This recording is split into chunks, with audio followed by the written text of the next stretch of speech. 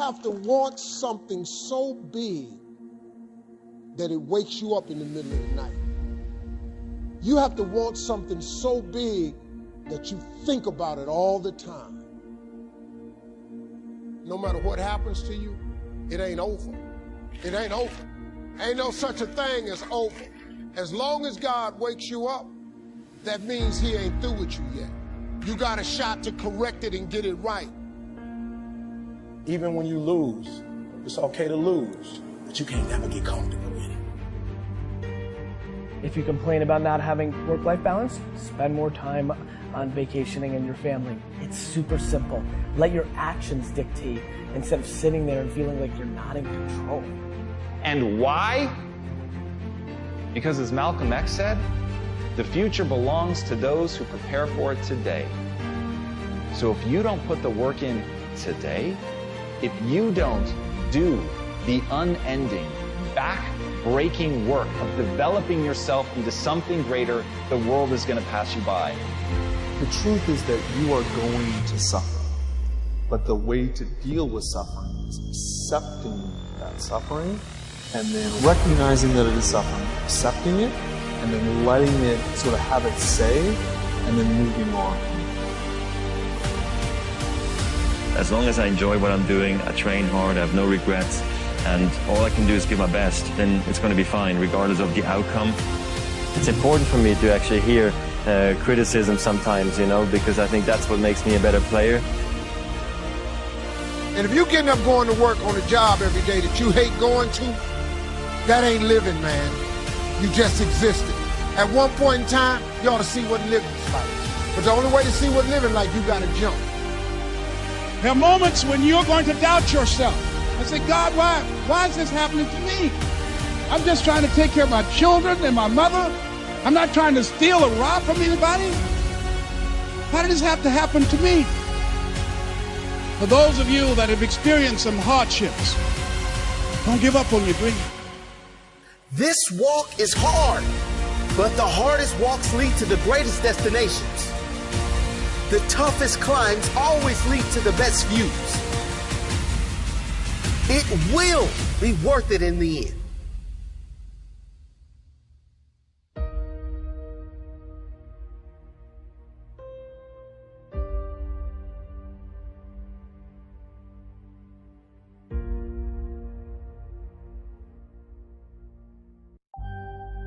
As Ernest Hemingway noted, the world breaks everyone, and afterward, many are stronger in the broken places.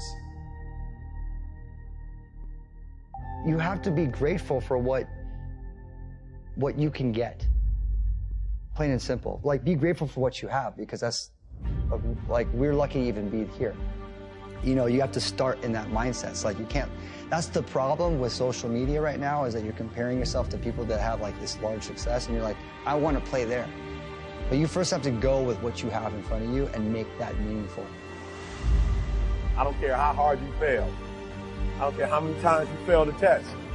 I don't care if nobody don't believe in you. It only takes you believing in yourself to get this thing done. As long as you believe in you, you got the right mindset, you got the right attitude, you can have whatever you like. But if you fall, I need you to fall forward. I need you to fail forward. Every one of us who's a goal achiever sets goals, but very few people think about the obstacles that are there and them overcoming the obstacles.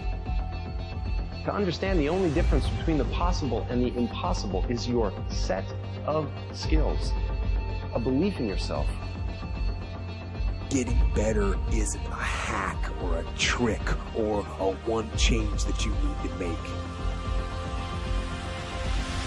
That most of you say you want to be successful, but you don't want it bad. You just kind of want it. You don't want it badder than you want to party. You don't want it as much as you want to be cool. Most of you don't want success as much as you want to sleep. We all have things that we're believing for, dreams that we want to accomplish, problems we're hoping will turn around. Maybe it's to see our family restored, to lose some weight, to break an addiction, to start our own business. But sometimes as it goes on, month after month, even year after year, we don't see anything changing. It's easy to get discouraged and think, it's never going to happen. This is as good as it gets. I'll just learn to live with it. We all go through disappointments, setbacks, loss. Pain is a part of life. It's easy to get discouraged, even bitter. Think, why is this happening to me? But my question is, why isn't everyone? To me, it comes down to the strategies that you use. There really isn't anything objectively good or bad. There isn't anything that happens to you that can't be overcome. There isn't anything that could happen to you. Anything. You can't afford not to be you. You can't afford just to go to work so you can get a check. You cannot afford not to see what your greatest is. You can't afford not to put your foot all the way down and see what you can get out of life. You can't afford not to be you. You still in the game, which means if you're in the game and there's still time in the game, still time left in the game, you can still win the game.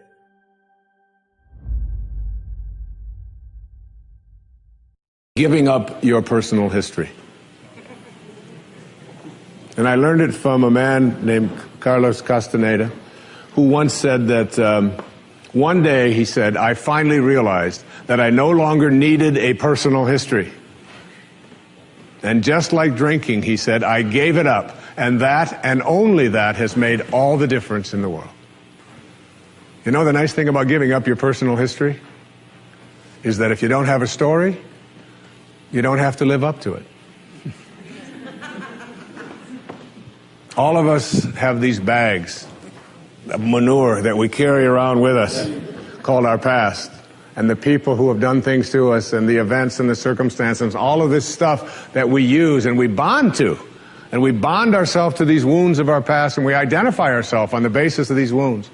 And every once in a while we set it down and we reach in there and we smear it all over ourselves, and then we wonder, why does my life smell so bad? I don't understand this. When in fact, the now, this moment, merging yourself into the now, means that you may have been in a relationship. I had a woman from Holland who came over to see me, whose husband had left her after 25 years. She had 4 children, and she just had been on the verge of suicide.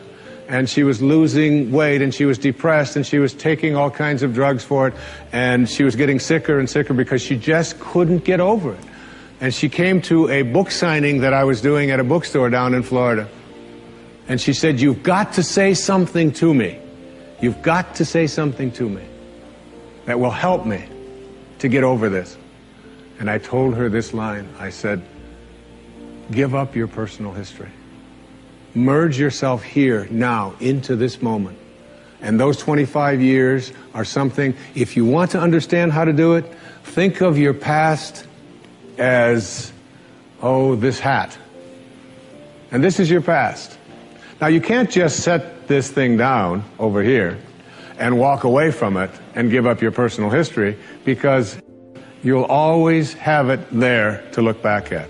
What you do is you pick up your past and you embrace it. You understand it, you accept it as, I had to go through these things that I had to go through in order for me to get to this place today, and the evidence for that is that I did. You don't need any more evidence. You did. And then you toss it. You toss it. You embrace it and you toss it. And you merge into the now by giving up your attachment. And some of you have heard me use the metaphor of the wake. Alan Watts talked about the wake is not what drives the boat. The wake is just a trail that is left behind. That's all it is. And so is the wake of your life. And the wake doesn't make the boat go, and neither does the wake of your life, the reason why your life is going in the direction that it is. The wake is a trail that is left behind, and it's an illusion to believe that it is the cause of your suffering or your struggles or your difficulty. Give it up. Let it go. Embrace it, understand it, get help doing that if you must, and then move into the now.